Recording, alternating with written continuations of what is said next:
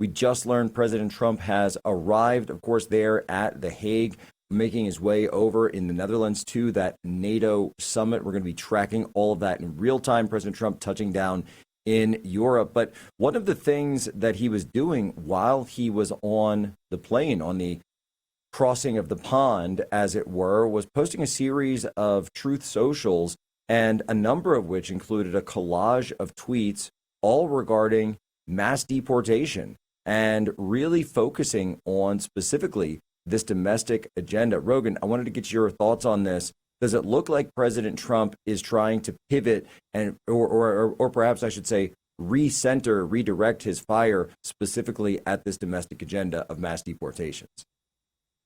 Well, I think he's been looking at Jack Posovic's Twitter. I mean, that's obvious. You were one of the first voices to say, hey, let's get back to what truly matters for the midterms, and that's mass deportations. I mean, this is historic. Don't get me wrong. Nobel Peace Prize. He looks at everything. He looks at everything.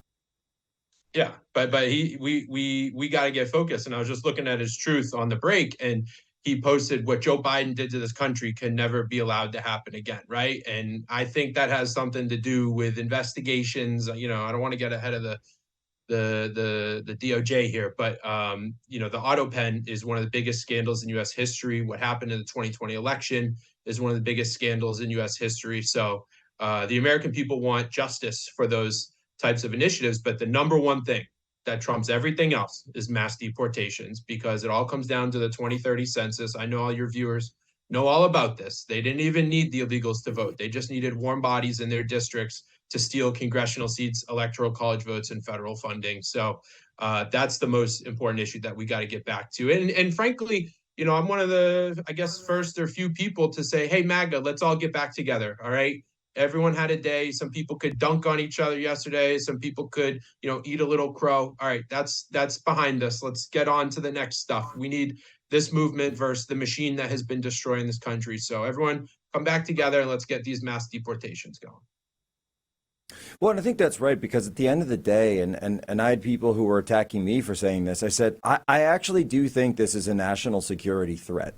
And it's a national security threat that I would honestly rank pretty much number one. I would rank it number one for the American people. What is a direct threat? People warn about sleeper cells. People warn about God knows what came over the border when the auto pen, as you say, rightly say, was in command over the last 4 years. And more to the point, we know that there's transnational cartels, transnational drug networks, narco-terror organizations like Tren de Aragua or MS-13 that continue to be operating throughout America's cities. And guess what? That's absolutely a national security threat. So I know, look, the ratings go up, go up and go down and say, oh, well, there's this terrorist group in the Middle East and this group and this country's going to war with that country. But that's not who was burning down, Los Angeles a couple of weeks ago. It wasn't Iran doing that. No, it was this massive invasion force that's here right now in the United States. So I think President Trump understands, look, nukes, we have a problem with that. The rest of it,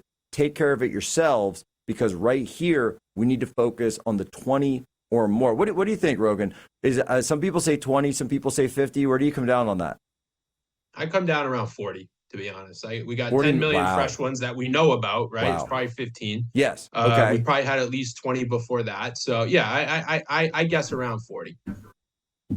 Look, and this, but listen, I want to say it's, to the people that were freaking out, how many troops did Trump put into Iran? 0, right? How many troops are currently on the U.S. border? Thousands, all right? This is the first president we've had that is putting troops to protect American borders as opposed to overseas. So we obviously got to give him a lot of credit for that. We got a really good Supreme Court ruling yesterday, 6-3. Judge Amy Coney Barrett remembered that illegal immigration is bad. Thankfully, we got one good decision out of that, let's just say, inconsistent justice. But we got a 6-3 ruling that Trump could deport people back to different countries than where they came from, right? Because they would say, oh, I don't want to go back. I fear for my life, even though it's all BS, right? The NGOs are just coaching them on this. Very few are actual asylum cases. And if they are, we're happy to help. But where's the asylum for South Africans and people in Europe being tyrannized for posting memes on X? But whatever, we won't go down that road.